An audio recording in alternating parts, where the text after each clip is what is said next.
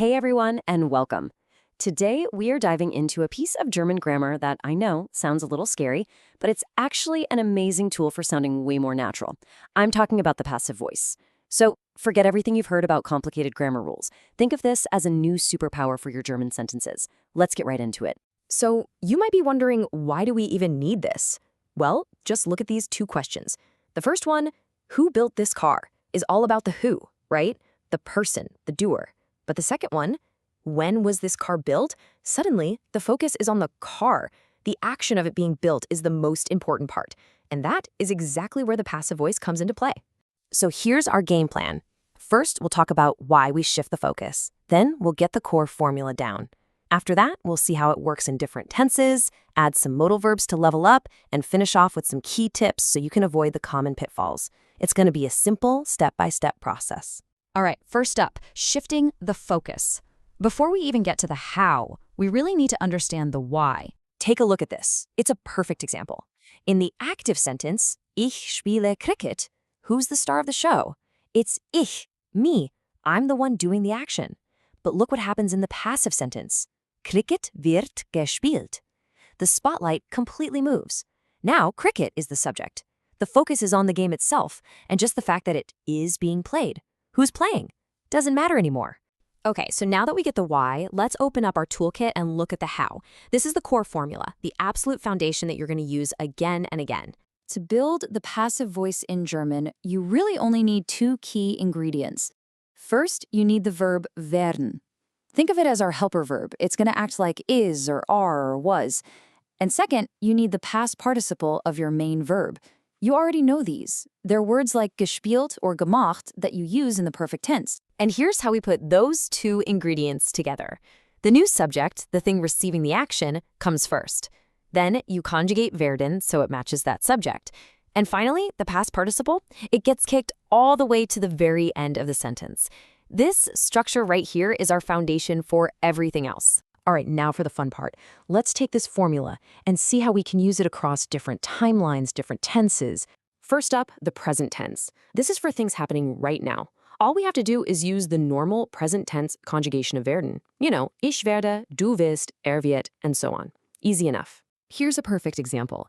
Die Autos, the cars, that's plural. So our verb werden is also in its plural form. And where's our action word repariert? Right at the end, just like we said. The cars are being repaired. See? Simple, right? Okay, let's jump back in time. For actions that are already done and dusted, we need to say something was or were done. To do that, we just switch to the simple past tense of werden, which is wurde for singular things and werden for plural. And you can see exactly how it works here. Die Briefe, the letters, is plural, so we use worden. That one little word change is like a time machine. It instantly tells us this action happened in the past. The letters were written. Okay, get ready. Deep breaths. Because the perfect tense, you know, for saying something has been done, it has a special twist. It actually breaks the pattern we've been following and uses its own unique formula. Pay close attention to this one. For the perfect passive, you need three parts. Okay? First, we start with the verb sein as our helper. So ist or sind. Next comes our familiar past participle.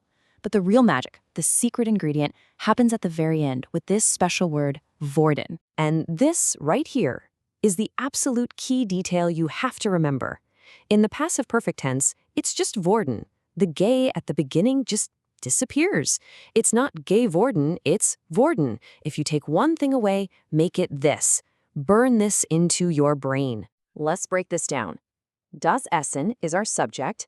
Ist is our conjugated helper verb from sein. Gekocht is our action. And look what's sitting there at the very end. Worden. See? All three parts are there, working together perfectly to say the food has been cooked. You are doing great. Now that we have the tenses down, let's level up and add another layer of meaning. What if you want to say something can be done or must be done? Well, that's where our good friends, the modal verbs, come in. The structure changes again here, but it's actually really logical. You start with your subject, then the conjugated modal verb like kann or muss, then way at the end of the sentence, you get this two-part combo. The past participle immediately followed by werden in its original infinitive form. Let's look at this very important, very delicious example. Die Pizza is the subject. Muss is our conjugated modal verb. And then at the end, we have our power couple, gegessen werden. The pizza must be eaten. It just makes sense, right? Woof! We have covered a lot of ground. So for our last section, let's do a quick quality check. We'll make sure you've really mastered the details so you can avoid the most common traps people fall into. Okay, so what if you do want to mention who did the action? It's actually super simple. You just use the word von, which means by, and then you put the doer in the dative case. For example, das Auto wird von mir repariert. The car is being repaired by me.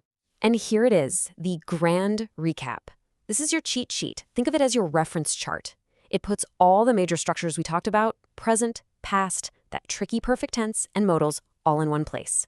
This is a great one to come back to. And to really sound like a pro, just try to avoid these common slip-ups. Forgetting werden altogether, using geworden instead of worden in the perfect tense, trying to conjugate werden when you have a modal verb. Just keep an eye out for these, and honestly, you'll be in fantastic shape.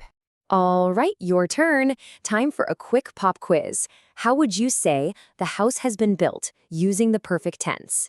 You've got 3 blanks to fill in. Think back to that special 3-part formula. You've got this. And the answer is, das Haus ist gebaut worden. Did you get it? Ist is our helper from sein.